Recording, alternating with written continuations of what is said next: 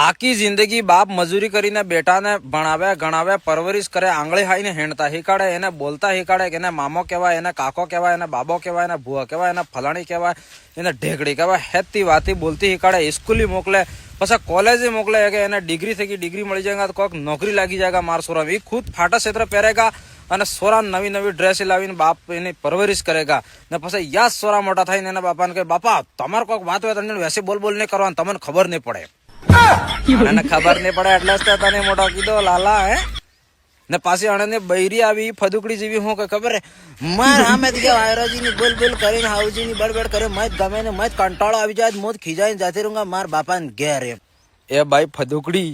હાયરાજી ને હાહુજી દીકી ને પહેલા વાળી વહુ થી કે ઈ હાપતી હેણતી માર હાહુ આવી જાય માર હાયરો આવી જાય મને એટલી ફાટતી આજકાલ વાળી વહુ તે હાયરા હામી વિમલ કઈ એમ દઈને